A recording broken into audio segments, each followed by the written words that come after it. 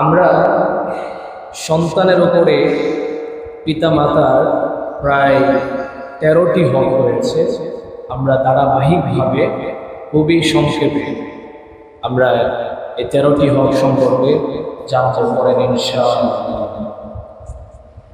আল্লাহ রাব্বুল আলামিন মহাগ্রন্থ আল কোরআনুল কারীমের মধ্যে বলছেন, وَقَضَى رَبُّكَ أَلَّا تَعْبُدُوا إِلَّا إِيَّاهُ وَبِالْوَالِدَيْنِ إِحْسَانًا إِمَّا يَبْلُغَنَّ عِندَكَ الْكِبَرَ أَحَدُهُمَا أَوْ كِلَاهُمَا وَلَا تَقُل لَّهُمَا أُفٍّ وَلَا تَنْهَرْهُمَا وَقُل لَّهُمَا قَوْلًا كَرِيمًا।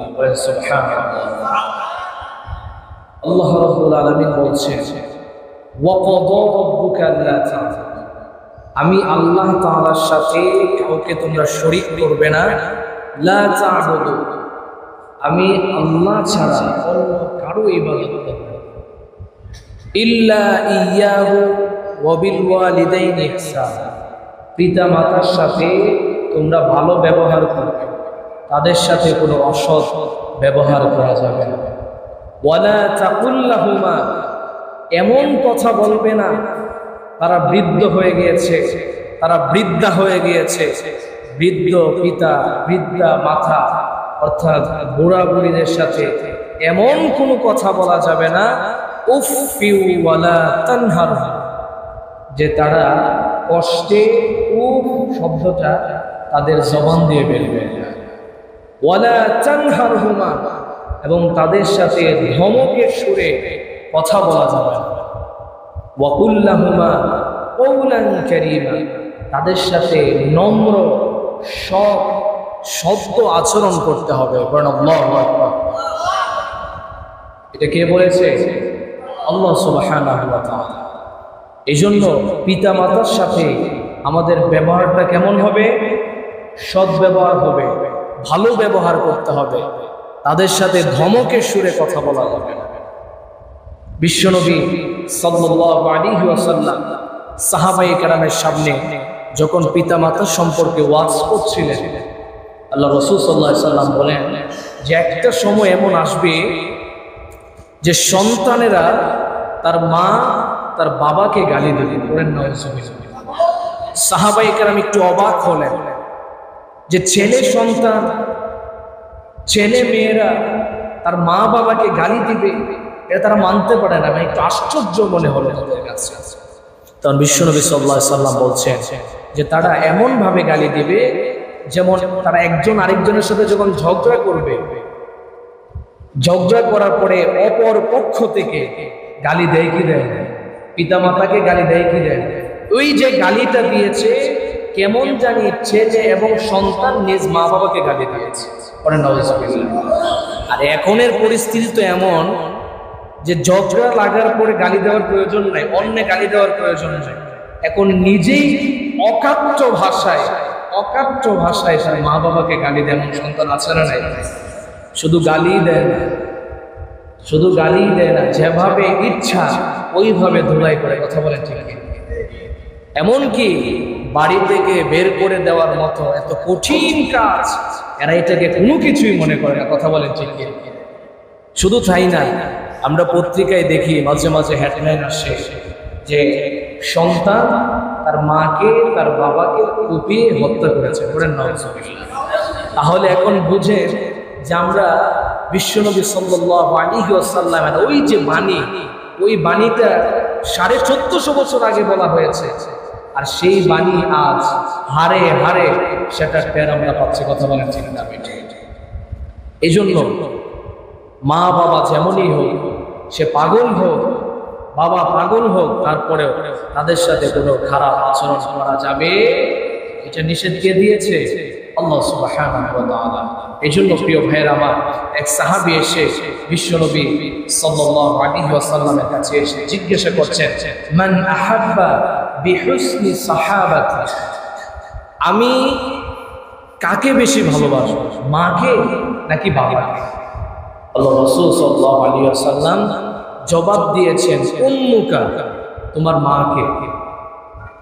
এরপরে ওই ছেলে ওই ব্যক্তি আবার জিজ্ঞাসা করলেন, ইয়া রাসূলুল্লাহ সুম্মা আইয়ুন, অতঃপর কাকে? বিশ্বনবী সাল্লাল্লাহু আলাইহি সাল্লাম আবার জবাব দিলেন, উম্মুকা, তোমার মা। আবার রিটার্ন করলেন, সুম্মা আইয়ুন, অতঃপর কাকে ভালোবাসবো? এরপরেও আল্লাহ রাসূল সাল্লাল্লাহু আলাইহি সাল্লাম বলছেন, সুম্মা উম্মুকা, তোমার মাকে। কতবার বলছেন? 3 বার। এরপরে ওই লোকটা আবার জিজ্ঞাসা করলেন, সুম্মা আইয়ুন, এরপরে কাকে? এবার বিশ্বনবী সাল্লাল্লাহু আলাইহি সাল্লাম বললেন, আবুকা, তোমার বাবাকে। বলেন সুবহানাল্লাহ। তাহলে মার কথা কতবার বলা হয়েছে? 3 বার। আর বাবার কথা 1 বার। একটু কথাটা মনোযোগ দিয়ে শুনতে হবে। তো মায়ের কথা 3 বার কেন বলা হলো? এরও কয়েকটা কারণ আছে। আমি 3টা কারণ উল্লেখ করছি, যেটা কোরআনুল কারীমে আল্লাহ সুবহানাহু ওয়া তাআলা নিজেই বলছেন। কেন 3 বার বিশ্বনবী সাল্লাল্লাহু আলাইহি সাল্লাম মায়ের কথা বললেন যে তাকে তুমি বেশি ভালোবাসো? এর 1 নাম্বার কারণ হচ্ছে, আল্লাহ বলছেন, হামালাতহু উম্মুহু কুরহা, তারা সন্তানকে গর্ভ ধারণ করে। বলেন সুবহানাল্লাহ। বাবারা সন্তান গর্ভ ধারণ করে না, কে করে? আমার মায়েরা করে থাকে, পেটে ধারণ করে সন্তান। এটা হচ্ছে 1 নাম্বার রিজন। 2য় নাম্বার রিজন হচ্ছে ওয়াওয়াদাআতহু কুরহা, তারা প্রসব করে সন্তান। অর্থাৎ সন্তান প্রসব করার সময় ব্যথা বেদনা আছে না নাই? কি যে ব্যথা একমাত্র মায়েরাই বোঝে, পৃথিবীর বুকে আর কেউ বুঝবে না এর যে কত কষ্ট। তারপরে কোনো মা কোনোদিন বলে না যে আমার সন্তান লাগবে না, তারপরেও বলে আমার ছেলে চাই, আমার মেয়ে চাই। বলে কি বলে? এমন কোনো মা পাওয়া যাবে না বাংলার জমিনে যেই মা বলে যে আমি সন্তান চাই।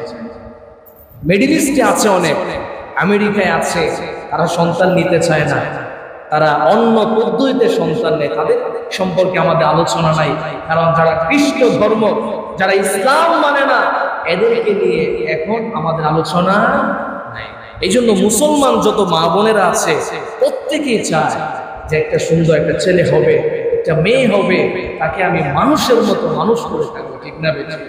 এই যে মা 10 মাস 10 দিন পর্যন্ত গর্ভ ধারণ করে, এর ব্যথা বেদনা একমাত্র মা বোনেরাই বুঝে থাকে। পৃথিবীর কোনো পুরুষ এই কষ্ট করবে না। এই জন্য আল্লাহ রাসূল সাল্লাল্লাহু আলাইহি ওয়াসাল্লাম 3 বার বলেছেন, উম্মুকা, তুমি তোমার মাকে ভালোবাসো। 3য় নাম্বার কারণ হচ্ছে, আল্লাহ সুবহানাহু ওয়া তাআলা বলছেন, ওয়া হামলুহু ওয়া ফিসালুহু 30 শাহরা। আল্লাহু আকবার। আল্লাহ রাব্বুল আলামিন বলছেন যে তারা বুকের দুধ পান করায় 2 বছর 2.5 বছর পর্যন্ত। ঠিক না বেটি? সন্তান হালকা করে কেঁদেছে, মা বুঝতে পেরেছে তাকে দুধ খাওয়াতে হবে, তার ক্ষুধা লেগেছে। এটা বাবা বুঝবে না সন্তান কখন কাঁদলে খিদা লাগে, এটা কে বুঝে?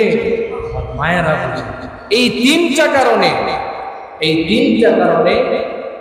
বিশ্বনবী সাল্লাল্লাহু আলাইহি ওয়াসাল্লাম তিনি বলছেন যে তোমার মাকে ভালোবাসো। এই জন্য মাদেরকে ভালোবাসার দরকার আছে না নাই? আমার যুবক ভাইয়েরা যারা আছেন, যাদের মা বাবা বেঁচে আছে, এর থেকে বড় নিয়ামত এই পৃথিবীর বুকে আর কিছুই হতে পারে না। এক সাহাবী এসে বিশ্বনবী সাল্লাল্লাহু আলাইহি ওয়াসাল্লামের কাছে এসে বলছেন, ইয়া রাসূলুল্লাহ, আমি আপনার সাথে যুদ্ধ করতে চাই, জিহাদে যেতে চাই। বিশ্বনবী সাল্লাল্লাহু আলাইহি ওয়াসাল্লাম ওই সাহাবীকে জিজ্ঞাসা করলেন, তুমি কেন আমার সাথে জিহাদে যাবে? তখন সাহাবী বলছেন, ইয়া রাসূলুল্লাহ, আমি আপনার সাথে জিহাদে যাব যাতে শহীদ হতে পারি এবং আল্লাহ জান্নাত পেতে পারি। বলেন সুবহানাল্লাহ। বিশ্বনবী সাল্লাল্লাহু আলাইহি ওয়াসাল্লাম বললেন, ও আমার সাহাবী, তোমার ঘরে কি তোমার মা বাবা বেঁচে আছেন? সাহাবী জবাব দিলেন, ইয়া রাসূলুল্লাহ, ইয়া হাবিবাল্লাহ, আমার ঘরে আমার বৃদ্ধ মা, আমার ঘরে আমার বৃদ্ধ মা এবং বৃদ্ধ বাবা আমার ঘরে বেঁচে আছে। বিশ্বনবী সাল্লাল্লাহু আলাইহি ওয়াসাল্লাম বললেন, তাহলে তোমার যুদ্ধে যাওয়ার প্রয়োজন নেই, তোমার মার খেদমত করো, তোমার বাবার খেদমত করো। ওই সাহাবী তখন বলছেন, রিওয়ায়াতের মধ্যে এসেছে, বিশ্বনবী এই কথা বললে মুখটা একটু ফিরিয়ে নিলেন অন্যদিকে। সাহাবী এসে আবার সামনে এসে বলছেন, ইয়া রাসূলুল্লাহ, আমি আপনার সাথে জিহাদে যেতে চাই। বিশ্বনবী আবার বললেন, তোমার ঘরে কি মা বাবা জীবিত নাই? সাহাবী বললেন, হ্যাঁ, আমার ঘরে আমার মা আমার বাবা জীবিত আছে। আবার বিশ্বনবী সাল্লাল্লাহু আলাইহি ওয়াসাল্লাম বললেন, তাহলে তুমি তোমার মা বাবার খেদমত করো। বলেন সুবহানাল্লাহ। এভাবে তিনবার বললেন।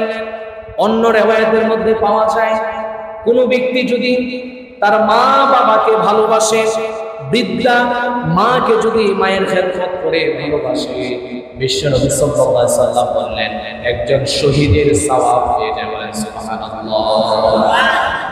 একজন মা যখন প্রসব বেদনায় কাতর হয়ে যায়, সন্তান যখন প্রসব নেয় দুনিয়ার জমিনে, সেই সময় যদি মা মারা যায়, বিশ্বনবী সাল্লাল্লাহু আলাইহি ওয়াসাল্লাম বললেন, আল্লাহ রাব্বুল আলামিন তাকে শহীদের সওয়াব দিয়ে দেবেন। বলেন সুবহানাল্লাহ।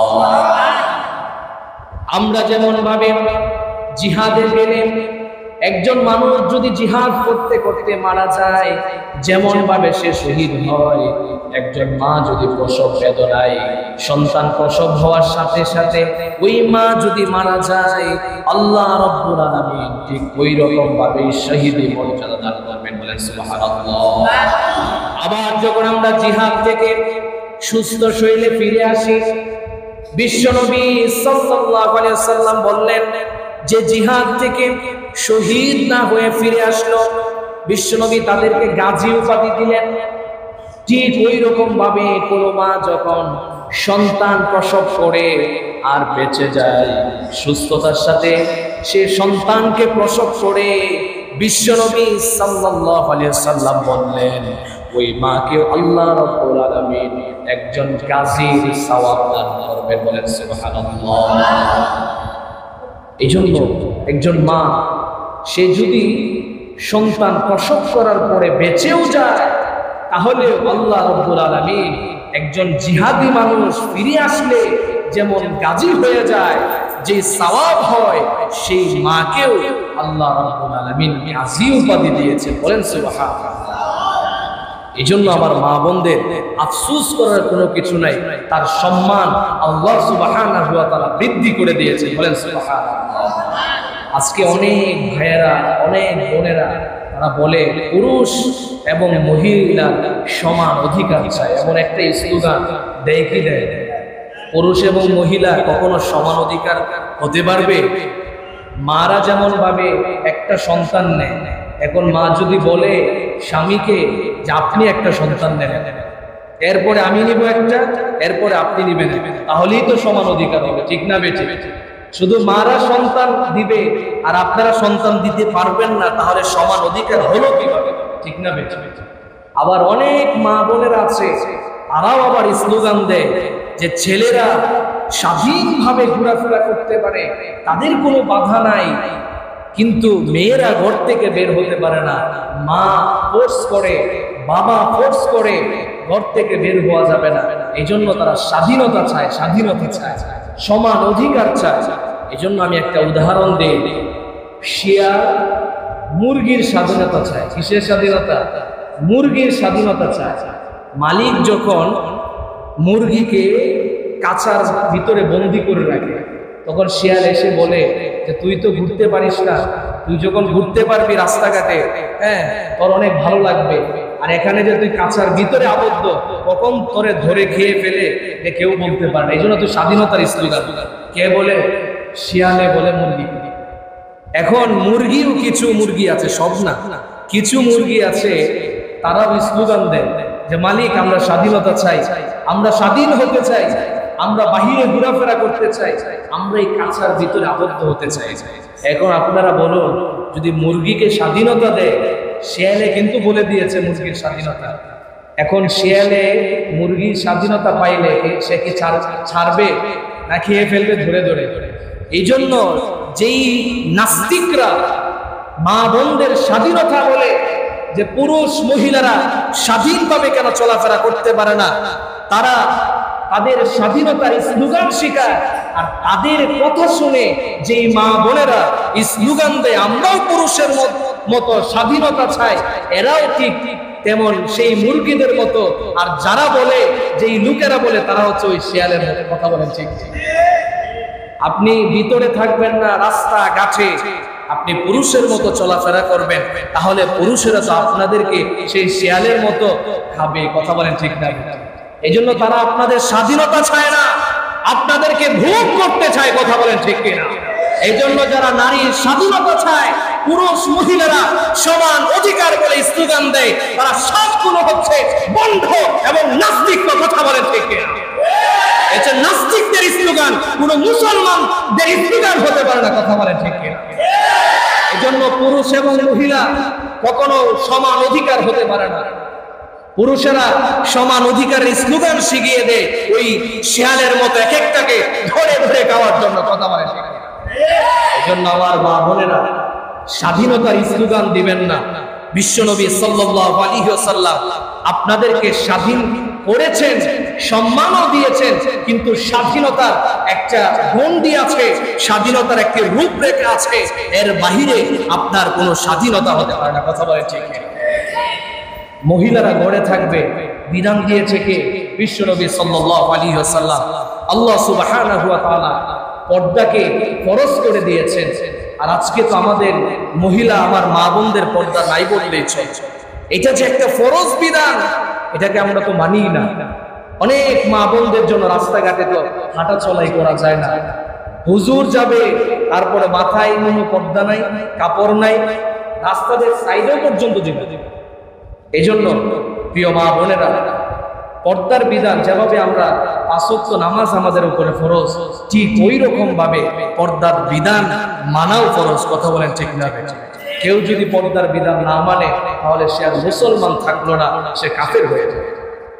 এই জন্য বলছিলাম, আল্লাহ রাসূল সাল্লাল্লাহু আলাইহি ওয়াসাল্লাম 3 বার মায়ের কথা বলছেন। কিন্তু এই জন্য এই না, এই কথা শোনার পরে বাবাদেরকে না ভালোবেসে শুধু মাদেরকেই ভালোবাসে। বাবারা অনেক কষ্ট করে সারাদিন, তাদের যে চিন্তা পেরেশানি, কিভাবে তার ঘরটাকে, সংসারটাকে ভালোভাবে চালাবে, কিভাবে তার স্ত্রীকে খুশি রাখবে, কিভাবে তার ছেলে মেয়েকে খুশি রাখবে, এই চিন্তায় বিভোর থাকে একজন পুরুষ। কথা বলে ঠিক কিনা? একজন বিজ্ঞানী বলেছে, যদি পুরুষের যেই পরিমাণ চিন্তা, যেই পরিমাণ পেরেশানি, এর 3 ভাগের 1 ভাগ যদি একজন মহিলাকে দেওয়া হয়, ওর মাথায় ঢুকিয়ে দেওয়া হয়, ওই মহিলার বেঁচে থাকবে না, সাথে সাথে জায়গায় ডেথ। তাহলে কি বোঝা গেল? পুরুষের চিন্তা ভাবনা অনেক বেশি, পেরেশানি আর পেরেশানি। এই জন্য প্রিয় ভাইয়েরা, আমার প্রিয় যুবক ভাইয়েরা, মাকে ভালোবাসতে গিয়ে আবার বাবাকে ভোলা যাবে না, উভয়কেই ভালোবাসতে হবে। এর ঘোষণা দিয়েছে কে? আল্লাহ সুবহানাহু ওয়া তাআলা। এই জন্য প্রিয় ভাইয়েরা আমার, কখনো এমন কথা বলা যাবে না যাতে করে তারা কষ্ট পায়। ওয়ালা তানহারহুমা। আমার অনেক ভাইয়েরা আছে, যুবক ভাইয়েরা আছে, কুদায়ে কথা বলে, ধমকের সুরে মার সাথে কথা বলে, ধমকের সুরে বাবার সাথে কথা বলে। এইটা নিষেধ করেছে কে? এটা আল্লাহর ফরজ বিধান। ওয়ালা তানহারহুমা, তাদের সাথে ধমকের সুরে কথা বলা যাবে না। এই জন্য প্রিয় ভাইয়েরা আমার, আমরা কখনোই মা বাবাদের সাথে ধমকের সুরে কথা বলবো না। দেখেন, পিতা মাতাকে ভালোবেসে ভালোবেসে একজন নবীর সহচর হয়ে গিয়েছে বেহেশতের মধ্যে। বলেন সুবহানাল্লাহ। একদিন সাইয়্যিদিনা মূসা আলাইহিস সালাতু ওয়াস সালাম আল্লাহ রাব্বুল আলামিনের কাছে তিনি বলছেন, মান ইয়াকুনু জালাসি ইয়াউমাল কিয়ামা। বলেন সুবহানাল্লাহ। সাইয়্যিদিনা মূসা আলাইহিস সালাতু ওয়াস সালাম আল্লাহ রাব্বুল আলামিনের কাছে ফরিয়াদ করলেন, মান ইয়াকুনু জালাসি ইয়াউমাল কিয়ামা, ওগো আল্লাহ, আমাকে একটু জানিয়ে দেন কাল হাসরের মাঠে জান্নাতে আমার সঙ্গে কে হবে? আল্লাহ রাব্বুল আলামিন তার প্রশ্নের জবাবে বললেন, জালাসি ইয়াউমাল কিয়ামা। আল্লাহ রাব্বুল আলামিন বললেন, ও মূসা, কাল কিয়ামতের মাঠে তোমার জান্নাতের সঙ্গী হবে ফিল জান্নাতি জাসসা, একজন কসাই। বলেন সুবহানাল্লাহ। হযরত মূসা আলাইহিস সালাতু ওয়াস সালাম অবাক হয়ে গেলেন, আমি একজন নবী, অথচ জান্নাতে আমার সঙ্গী হবে একজন কসাই। How is that impossible? তিনি বলছেন এটা কিভাবে সম্ভব হতে পারে? তখন আল্লাহ সুবহানাহু ওয়া তাআলা বলেন, হে মূসা, এটা সাধারণ সচরাচর কোনো কসাই নয়, আপনি দেখে আসেন সে কেমন কসাই। বলেন সুবহানাল্লাহ। হযরত মূসা আলাইহিস সালাতু ওয়াস সালাম বেরিয়ে গেলেন কসাইকে দেখার জন্য। কি আমল করে সাইয়্যিদিনা মূসা আলাইহিস সালাতু ওয়াস সালাম বাজারে গিয়ে দেখতে পেলেন ওই কসাই তো তেমন কোনো আমল করে না। ওই কসাই অন্য কসাইদের মতো এই গোশত কাটাকাটি করছে। অনেকক্ষণ দাঁড়ানোর পরে তিনি লক্ষ্য করে দেখতে পেলেন কসাইগিরি শেষ করে, গোশত কাটাকুটি শেষ করে, সামান্য গোশত একটা প্যাকেটে করে দোকান বন্ধ করে তিনি বাড়ির দিকে রওনা হলেন। হযরত মূসা আলাইহিস সালাতু ওয়াস সালাম ওই কসাইয়ের পিছনে পিছনে যাচ্ছিল। কসাই যখন তার বাড়িতে চলে আসলো, এসে যখন তার ঘরের দরজা বন্ধ করে দিল, হযরত মূসা আলাইহিস সালাতু ওয়াস সালাম বাড়ির দরজার সামনে দাঁড়িয়ে দরজায় নক করলেন। কসাই ভিতর থেকে জবাব দিলেন, মান আনতা, আপনি কে? মূসা আলাইহিস সালাতু ওয়াস সালাম জবাব দিলেন, আনা মুসাফির, আমি হচ্ছে একজন মুসাফির। তখন মূসা আলাইহিস সালাতু ওয়াস সালাম বললেন, আমার থাকার জায়গা নাই, আমি একজন অসহায়, আমাকে একটু জায়গা করে দেন। কসাই দরজা খুলে হযরত মূসা আলাইহিস সালাতু ওয়াস সালামকে ঘরের মধ্যে বসিয়ে বললেন, আপনি এখানে একটু বিশ্রাম করেন, আমি একটু অন্য ঘরে একটু কাজ আছে। মূসা আলাইহিস সালাতু ওয়াস সালাম বসে বসে দেখছেন কসাই কি করে, তার আমলটা কি, তিনি খুব করে লক্ষ্য করছেন। সাইয়্যিদিনা মূসা আলাইহিস সালাতু ওয়াস সালাম দেখলেন ওই কসাই ওই বাড়ি থেকে একজন বৃদ্ধা মাকে কোলে করে নিয়ে সে গোসল করানোর পরে শরীরটা মুছে দিয়ে নিজে পাক করে গোশতটা তার মায়ের মুখে খাবার তুলে দিচ্ছে। বলেন সুবহানাল্লাহ। সাইয়্যিদিনা মূসা আলাইহিস সালাতু ওয়াস সালাম লক্ষ্য করলেন যখন কসাই তার মুখে খাবার তুলে দিচ্ছে তার মায়ের, বৃদ্ধা মাটি চোখটা নাড়িয়ে নাড়িয়ে কি যেন করছে। যখন খাবার শেষ হয়ে গেল, মূসা আলাইহিস সালাতু ওয়াস সালামকে ওই কসাই এসে বললেন, আপনিও কিছু খেয়ে নেন। এবার মূসা আলাইহিস সালাতু ওয়াস সালাম বললেন, ততক্ষণ পর্যন্ত আমি খাবো না যতক্ষণ পর্যন্ত আপনি ওই বৃদ্ধার পরিচয় না দিবেন। তখন ওই কসাই জবাব দিলেন, হ্যাঁ হচ্ছে আমার বৃদ্ধা মা। বলে সুবহানাল্লাহ। সাইয়্যিদিনা মূসা আলাইহিস সালাতু ওয়াস সালাম বললেন, বুঝলাম আপনার মা, কিন্তু আপনি যখন আপনার মার মুখে খাবার তুলে দিচ্ছিলেন কি যেন বিড়বিড় করে আপনার মা পড়ছিল, সেই শব্দটাকে আপনি একটু বলেন। তখন কসাই বলল, হে মুসাফির, আমার মা আমার জন্য একটা পাগলা দোয়া করে, আমি জানি এই দোয়া কখনো কবুল হবে না। আমার মা আমার প্রতি সন্তুষ্ট হয়ে আমার জন্য দোয়া করে, আল্লাহুম্মা জাল ইবনি জালাস্তু মূসা আদামুল কিয়ামা। বলেন সুবহানাল্লাহ। ইয়াউমুল কিয়ামা আমার মা আমার জন্য দোয়া করে, হে আল্লাহ, আমি কিছু জানি না, আমি কিছু বুঝি না, আমি শুধু একটা দোয়া, একটা ফরিয়াদ আপনার কাছে করি, এই আমার সন্তান আমার জন্য কত কষ্ট করে, আমার জন্য কত কষ্ট করে, আমি তার প্রতি রাজি হয়ে গেলাম, আমি তার প্রতি খুশি হয়ে গেলাম। আয় আল্লাহ, আমি শুনেছি এই জামানার সবথেকে বড় নবী, বড় পয়গম্বর ছিলেন মূসা। আয় আল্লাহ, সেই মূসার সাথে আমার সন্তানের জান্নাত দিয়ে দে। বলেন সুবহানাল্লাহ। অত মূসা নবীর সাথে আমার ছেলেকে জান্নাতে সঙ্গী করিয়ে দিল। বলেন আল্লাহু আকবার। বলে সেই বিদ্যার মা খেদমত করে সেই বিদ্যার দুয়ার বদৌলতে হযরত মূসা আলাইহিস সালাতু ওয়াস সালামের সঙ্গী হয়ে গেলেন একজন কসাই। এখান থেকে বোঝা গেল হযরত মূসা আলাইহিস সালাতু ওয়াস সালাম আর বুঝতে বাকি নাই। তিনি মনে মনে ভাবছেন, এই জন্যই তো আল্লাহ রাব্বুল আলামিন বলছেন, হে মূসা, তোমার সঙ্গী হবে একজন কসাই, একজন তাফসীর কারক না, একজন হাফেজে কোরআনও না, একজন বড় আলেমের কথা আল্লাহ বলেন নাই, কসাইয়ের কথা বলছেন। মুসা আলাইহিস সালাতু ওয়াস সালাম বুঝে ফেললেন এটা হচ্ছে সেই বৃদ্ধা মহিলা, অর্থাৎ তার মায়ের দুয়ার বরকত। বলেন সুবহানাল্লাহ। এইজন্য এখান থেকে বোঝা যায় মা বাবাকে যদি খুশি করা যায়, তাদের দোয়া নেওয়া যায়, বন্দুকের গুলি মিস হতে পারে কিন্তু মায়ের দোয়া, বাবার দোয়া সন্তানের জন্য কখনোই মিস হতে পারে না। আল্লাহু আকবার। বিশ্বনবী সাল্লাল্লাহু আলাইহি ওয়াসাল্লাম বলছেন, যখন বাবা তার সন্তানের জন্য দোয়া করে আল্লাহর কাছে যখন হাত তুলে আর বলে, আল্লাহ আমার এই সন্তানটাকে তুমি দ্বীনের জন্য কবুল করে দাও, বিশ্বনবী সাল্লাল্লাহু আলাইহি ওয়াসাল্লাম বলেন তখন আল্লাহ রাব্বুল আলামিন এবং মা বাবার মাঝখানে কোনো পর্দা থাকে না, সরাসরি আল্লাহর কাছে তার দোয়া কবুল। বলেন সুবহানাল্লাহ। খাজা মঈনুদ্দিন চিশতি রাহমাতুল্লাহি আলাইহি তিনি মদিনা থেকে দাওয়াত দেওয়ার জন্য তিনি ভারতে আসলেন এবং কাফের বেঈমানদেরকে দাওয়াত দিচ্ছিলেন। এক পর্যায়ে দাওয়াত দিতে দিতে তার হাতে প্রায় 90 লক্ষ কাফের বেদী ইসলাম ধর্ম গ্রহণ করেছে।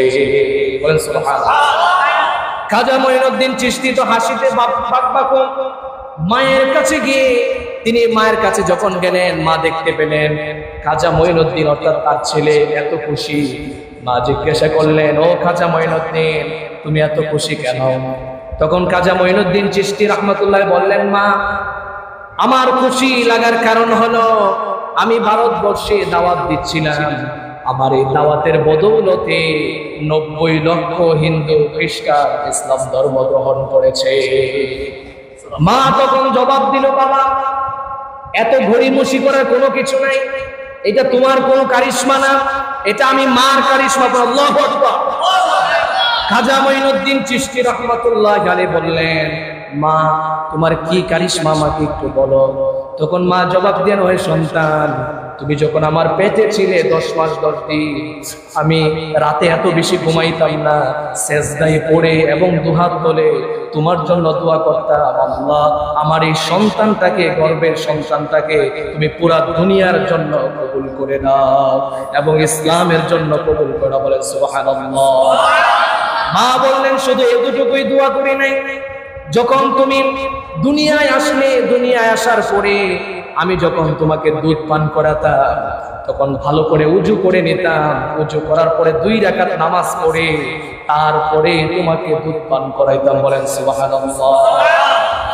তখন মা বললেন, এই যে কাজগুলো, এই যে কষ্টগুলো আমি করেছি, এরই বদৌলতে তুমি খাজা মঈনুদ্দিন চিশতি হয়েছে। আল্লাহু আকবার। এই জন্য আমার মা বোনেরা যারা আছেন, যখন সন্তান পেটে লালন করবেন তখন আপনার 1 নাম্বার কাজ হবে আপনি বেশি বেশি করে সন্তানের জন্য দোয়া করবেন, বেশি বেশি করে কোরআন পড়বেন, বেশি বেশি করে জিকির আজকার করবেন এবং সন্তান যখন ভূমিষ্ঠ হবে, ভূমিষ্ঠ হওয়ার পরে সেই সন্তানকে যখন দুধ খাওয়াবেন পবিত্রতার সাথে বিসমিল্লাহ বলে, আল্লাহর নাম বলে যখন খাওয়াবেন, এই সন্তান কাজী মঈনুদ্দিন চিশতি এবং সে যুগের শ্রেষ্ঠ বড় আলেম হবে। কথা বলেন ঠিক কিনা? এই জন্য আমার মা বোনেরা, আজকে পবিত্রতার নাই আমাদের, যখন ইচ্ছা যেভাবে ইচ্ছা আমরা গর্বে ধারণ করে আমরা কি করি, গুনার কাজ করি, বেপরদায় চলাফেরা করি, মুভি দেখি, বিভিন্ন নাচ গান দেখি। এই সন্তান নাচ গান দেখলে, এই সন্তান যখন ভূমিষ্ঠ হবে তখন সেই সন্তান বড় আল্লাহওয়ালা হবে, এই স্বপ্ন দেখা ভুল। কথা বলেন ঠিক কিনা? খাজা মঈনুদ্দিন চিশতি বানাতে চান, আপনি বড় আলেম বানাতে চান, দ্বীনের দাঈ হিসেবে আপনার সন্তানকে দেখতে চান, তাহলে আপনাকে ওই খাজা মঈনুদ্দিন চিশতির মায়ের মতো ব্যবহার আপনাকে করতে হবে, সন্তানকে ওইভাবে লালন করতে হবে। কথা বলেন ঠিক ঠিক? এই জন্য আমাদেরকে ওইভাবে আমাদের সন্তানকে লালন করতে হবে। এই জন্য বলছিলাম, হাদিসের মধ্যে এসেছে যে মা বাবা যে হক আমাদের আদায় করতে হবে, সেই হক হচ্ছে কয়টি? 13টি। কয়টি হক? 13টি হক। 1 নাম্বার হক হচ্ছে তাদেরকে শ্রদ্ধা করতে হবে। কি করতে হবে? তাদের সম্মান, তাদের ভালোবাসা তাদেরকে আমাদের দিতে হবে। কথা বলেন ঠিক ঠিক? আজকে সম্মান বলতে কি বোঝায়? আপনি বাহিরে গিয়ে এমন কাজ করতে পারবেন না যে আপনার মাকে গালি দেয়। কথা বলেন ঠিক কিনা? এমন কাজ করা যাবে? এই জন্য প্রিয় যুবক ভাইয়েরা, এমন কোনো কাজ করা যাবে না যেই কাজের কারণে আপনার মা আপনার বাবাকে তার গালি দেয়। এটাই হচ্ছে মায়ের সম্মানে আঘাত। কথা বলেন ঠিক কিনা? দ্বিতীয় নাম্বার হচ্ছে তাদেরকে ভালোবাসতে হবে। কেমন ভালোবাসতে হবে? এক নাম্বার আল্লাহকে ভালোবাসতে হবে। দ্বিতীয় নাম্বার হচ্ছে বিশ্বনবী সাল্লাল্লাহু আলাইহি ওয়াসাল্লামকে ভালোবাসতে হবে। তৃতীয় নাম্বারে মা এবং বাবাকে ভালোবাসতে হবে। বলেন সুবহানাল্লাহ। একজন সাহাবী আল্লাহ রাসূল সাল্লাল্লাহু আলাইহি ওয়াসাল্লাম তিনি যখন মেরাজ রোজ দিতে গিয়েছেন, তিনি শুনতে পেলেন একজন সাহাবীর তেলাওয়াতের আওয়াজ ওই সাত আসমানের উপরে। তখন জিজ্ঞাসা করলেন ফেরেশতাকে, উনি কে? তখন ফেরেশতা বলে দিলেন অমুক সাহাবী। বিশ্বনবী সাল্লাল্লাহু আলাইহি ওয়াসাল্লাম পৃথিবীর বুকে এসে জিজ্ঞাসা করলেন ওই সাহাবীকে ডেকে এনে যে তুমি কি আমল করো যে আমলের কারণে তোমার তেলাওয়াতের আওয়াজ জান্নাতের মধ্যে শোনা যায়? বলেন সুবহানাল্লাহ। তখন সেই সাহাবী বললেন, ইয়া রাসূলুল্লাহ, আমি এক নম্বরে আল্লাহকে ভালোবাসি, দ্বিতীয় নম্বরে আপনাকে ভালোবাসি, তৃতীয় নম্বরে আমার মা বাবাকে বেশি ভালোবাসি। আল্লাহ রাসূল বলছেন এই জন্যই তোমার তেলাওয়াত জান্নাতের মধ্যে শোনা যায়। সুবহানাল্লাহ। তৃতীয় নাম্বার হচ্ছে তাদের অনুগত্য করতে হবে। আজকে আমরা মা বলে একদিকে যাও, বাবা বলে একদিকে যাও, আর আমরা সন্তানরা যাই আরেক দিকে, ডানে বললে যাই বামে। সবচেয়ে বড় ভালোবাসা হচ্ছে মা বাবার প্রতি তাদেরকে আনুগত্য করা, তাদের কথাবার্তা শোনা, এটাই হচ্ছে সব থেকে বেশি ভালোবাসা। কথা বলেন ঠিক? এখন যদি আমরা বলি মাকে অনেক ভালোবাসি, বাবাকে অনেক ভালোবাসি, তাদের জন্য জীবন দিতে পারি, কিন্তু তাদের কথা শুনি না, তাহলে এটা ভালোবাসা হলো? ভালোবাসতে হলে তাদের আগে কথাবার্তা শুনতে হবে, তাদের আনুগত্য করতে হবে, তাহলেই ভালোবাসার পরিচয় পাওয়া যাবে। চতুর্থ নাম্বার হচ্ছে তাদের সকল অভাব অনটন মোচন করতে হবে। আজকে আমরা মা বাবাদেরকে আমরা দেখি না, মা বাবাদের জন্য আলাদা ফ্ল্যাট করে দেয়, নিজেরা নিজেদের স্ত্রীকে নিয়ে নিজেদের ছেলে মেয়েদেরকে নিয়ে এক ফ্ল্যাটে থাকে। মা বাবা যখন খোঁজ নেয় বলে যে আমাদেরকে তোমরা খোঁজ খবর নেও না, এখনই ভুলে গেছো, তখন জবাব দেয় এখন তো অনেক সন্তান হয়েছে, ছেলে সন্তান আছে, স্ত্রী আছে, তাদের পিছনে খরচ করে আমি শেষ করতে পারি না, টাকা থাকে না, আপনাদেরকে কিভাবে দেখবো? করেন না? এই জন্য বলছে যে মা বাবাদেরকে কি করতে হবে? তাদের অভাব অনটন সবগুলো যেভাবেই হোক কষ্ট করে হলেও তাদেরকে মোচন করতে হবে। পঞ্চম নাম্বার হচ্ছে তাদের আরাম আয়েশের প্রতি আমাদের লক্ষ্য রাখতে হবে। তাদের অসুস্থ হয়েছে, আপনি তাদেরকে সামান্য একটা হসপিটালে নিয়ে সরকারি হসপিটালে দেখালেন, কিন্তু আপনার স্ত্রীকে আপনি দেখালেন ভালো হসপিটালে, ইবনে সিনাই দেখালেন, আর আপনার স্ত্রীকে দেখালেন ওই কি আপনার মা বাবাকে দেখালেন কি সামান্য একটা হসপিটাল। এটা কি আরাম আয়েশের প্রতি লক্ষ্য করা হলো না? আপনার স্ত্রী থেকে আপনার মা বাবার প্রতি বেশি লক্ষ্য রাখতে হবে। কথা বলেন ঠিক? 7 নাম্বার হচ্ছে আপনি যদি বাড়িতে আপনার মা বাবাকে রেখে অন্য কোথাও থাকেন, তাহলে মাঝে মাঝে তাদেরকে দেখার জন্য আসতে হবে। এই জন্য বলা আছে যে মাঝে মাঝে তাদেরকে দেখতে যাওয়া। এটা হচ্ছে কি মা বাবাদের হক। এরপরে ইন্তিকালের পরে তাদের 7টি হক আছে। কয়টি হক? 7টি হক। 1 নাম্বার হচ্ছে তাদের জন্য মাগফিরাতের দোয়া করতে হবে। কি করতে হবে? মাগফিরাতের দোয়া। আমরা কি করি? আলেমদেরকে নিয়ে, ছাত্রদেরকে নিয়ে কোরআন পড়াই, খতম পড়াই, তারপরে তাদের মাধ্যমে দোয়া করাই। এর থেকে বেশি উত্তম হচ্ছে নিজের মার জন্য, নিজের বাবার জন্য নিজে তেলাওয়াত করে 2টা সূরা পারেন, ওই 2টাই পড়ে আপনি তার জন্য মাগফিরাতের দোয়া করেন, এটা সবচেয়ে বেশি কবুল হবে আল্লাহর কাছে। দ্বিতীয় নাম্বার হচ্ছে তাদের উদ্দেশ্যে সৎকর্মের সওয়াব পাঠানো। শুধু তেলাওয়াত করে যে সওয়াব পাঠাবেন বিষয়টা এমন না। আপনি নামাজ পড়েন, রোজা রাখেন, এই নামাজ পড়া, রোজা রাখা, ভালো কাজ করা, এটাও আপনার মার কি যায়? কবরের মধ্যে সওয়াব যায়। বলেন সুবহানাল্লাহ। আপনি ভালো কাজ করলে মায়ের কবরে, বাবার কবরে যাবে কি যাবে না? এই জন্য সৎ কাজ করতে হবে। তৃতীয় নাম্বার হচ্ছে মা বাবা যখন মারা যাবে তাদের বন্ধু মহল আছে কিনা, তাদের বন্ধু মহলদের খোঁজখবর নিতে হবে। আমরা তো মা বাবা মারা গেলে তাদের যে বন্ধু আছে তাদেরকে তো চিনিই না আমরা। এই জন্য মা বাবা মারা গেলে তাদের যে বন্ধু মহল আছে তাদেরকে খোঁজখবর নিতে হবে, মাঝে মাঝে তাদেরকে সহযোগিতা করতে হবে, মেহমানদারি করতে হবে। এটাও হচ্ছে সন্তানের উপরে একটা হক। এরপরে তাদের যে ঋণ আছে, তাদের যে ওসিয়ত আছে, এগুলো আদায় করতে হবে। আজকে অনেক সন্তান আছে মা বাবার ঋণ পরিশোধ করে না, তাদের ওসিয়ত পরিশোধ করে না। যখন ঋণদার আসে যে আমি তো আপনার বাবার কাছে এত টাকা পাইতাম, তখন সন্তান বলে আমি এইগুলো জানি না, আপনার বাবা আমার বাবার কাছ থেকে পারলেন নি, করেন নাউজুবিল্লাহ।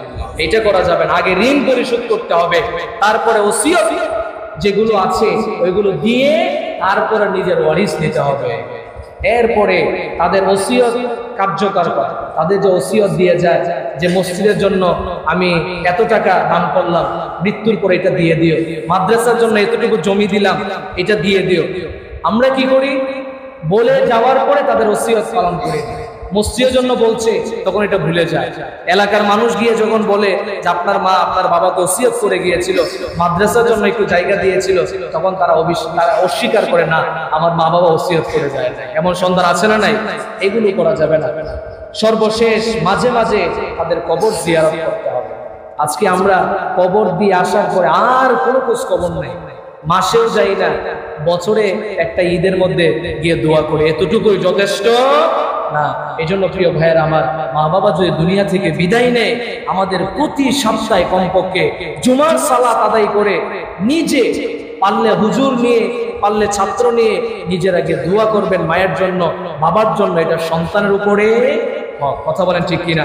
আল্লাহ সুবহানাহু ওয়া তাআলা আমাদেরকে এই যে 13টি হকের কথা বলা হয়েছে, এই 13টি হক যাতে আমরা পরিপূর্ণতার সাথে আদায় করতে পারি। আমার মা বাবা আমাকে কি দিল কি না দিল দেখার বিষয় না। আল্লাহ রাসূল সাল্লাল্লাহু আলাইহি সাল্লাম বলছেন, হে সন্তান, তুমি কোথায় জান্নাত খোঁজো? আরে জান্নাত তো তোমার মায়ের পায়ের নিচে। বলেন সুবহানাল্লাহ। এই জন্য জান্নাত যদি পেতে চাও, মা বাবাকে খুশি না করে তুমি জান্নাতে যেতে পারবে। আপনি 5 ওয়াক্ত নামাজ পড়লেন, সবকিছু ঠিকঠাক, কিন্তু আপনার মা আপনার উপরে নারাজ, আপনার বাবা আপনার উপরে নারাজ, তখন আপনি কশিনকালেও জান্নাতে যেতে পারবেন না। কিন্তু আরেকটা কথা হলো, মা যদি বলে বাবা নামাজের দরকার নাই, ফজরের নামাজ হচ্ছে ঘুমা, আর ওটার দরকার নাই, ওই কথা শোনা যাবে না। দ্বীনের কোনো কথা যদি মা তার বিরোধিতা করে, সেই কথা শোনা যাবে না। কিন্তু এই জন্য এই না যে তারা তাদের সব কথা আপনি মানতে পারবেন না, যেগুলো ইসলামের বিরুদ্ধে যায় ওইগুলো আপনি মানতে পারবেন না, কিন্তু যেগুলো ইসলামের ভিতরে থাকে ওই কথাগুলো আপনাকে কি করতে হবে? মানতে হবে। আল্লাহ তাআলা আমাদেরকে বুঝার তৌফিক দান করুন। সকলে বলেন আমিন।